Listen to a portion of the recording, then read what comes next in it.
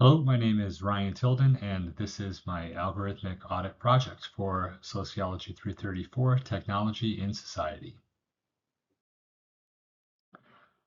So, um, some of the initial assumptions I made was, for all of the searches until we got down to the end, that I could be vague and get, search results that would be kind of in line with what I was looking for.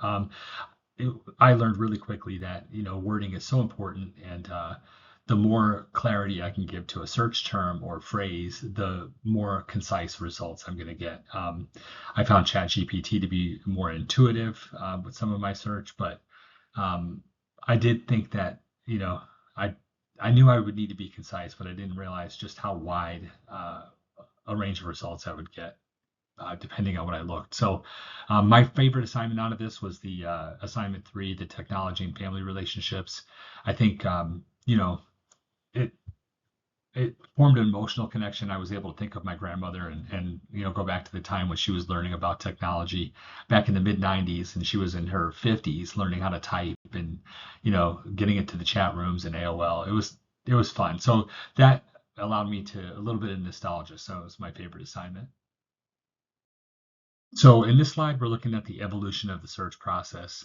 We can see how, I started off, for example, how did advancements made during the Industrial Revolution and affect global power dynamics?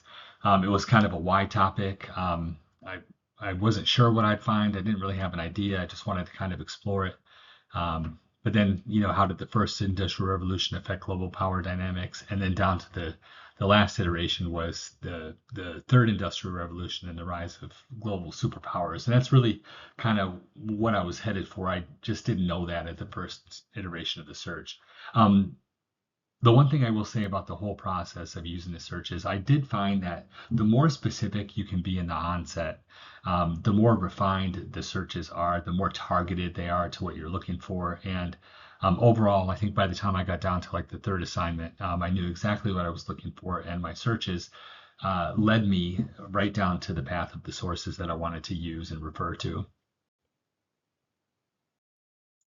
So just looking at the platform comparisons, I tended, I ended up staying with right around with the four platforms. Google being the biggest one. It's the most common search. It has a pretty intuitive AI, but I did notice that there was a lot of bias towards sponsored content. Google Scholar is a lot more dialed into credible or validated or scholarly research. I found that there was well-researched content there.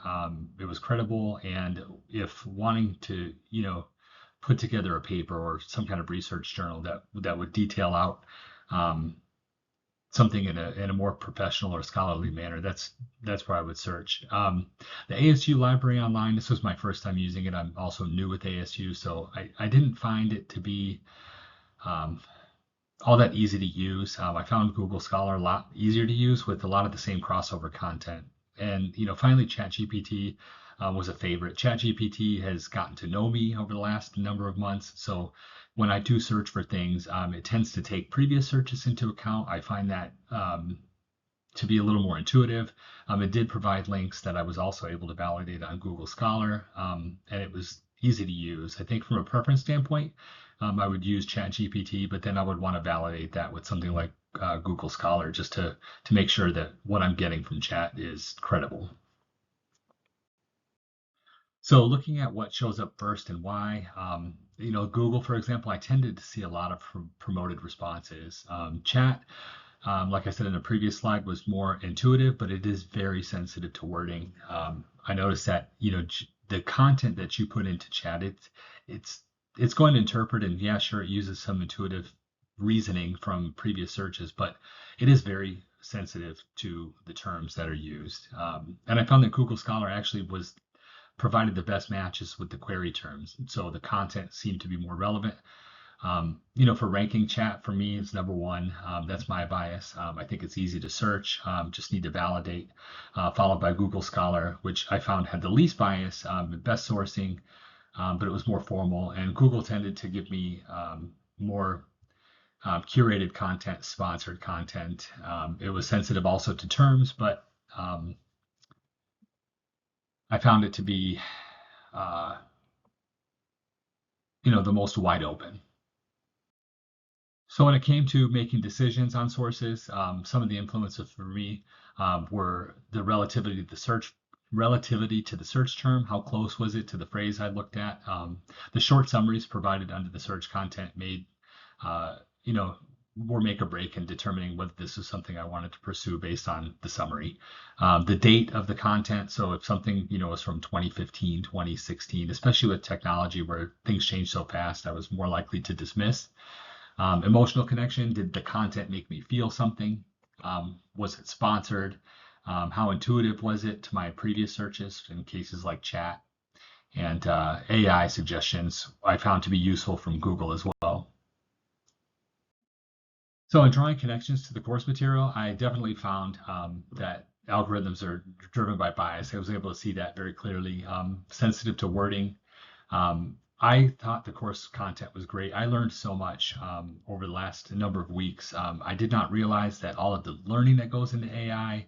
I didn't realize the bias. For example, ChatGPT. What does a grandmother look like? It's specifically geared to something that we would see in America, right? It's a little old white lady with a white bun. So what causes that? I find that to be interesting, and I want to. How do we make the platforms more inclusive, right? Um, Platforms can be predatory. I learned that in this last week with the gig economy. It was so fascinating to me that some of the research from the searches I found, the tools that are out there to help us can also take advantage of us. And really, being informed when going into these is critical for people like gig workers. So, in reflecting, the search engines out there, they all have their own form of bias, and they do learn. It's interesting to see. I'll be interested to see what happens in the next, 5 to 10 years as AI continues to evolve, and how much can we work the bias out of it, and who's going to use that bias to their advantage, to their disadvantage. So there's a lot of interesting work still to be done. And on this final slide, I was trying my hardest to put what I thought was meant to go in here from reading the instructions. But these were the charts I actually did when I did my assignments for this class. I took the charts from the modules and just put them in there and then put my content in there. So I hope this is helpful. All of my assignments have content formatted like this, so it's easy to go back and for me reference for this assignment. It was really helpful.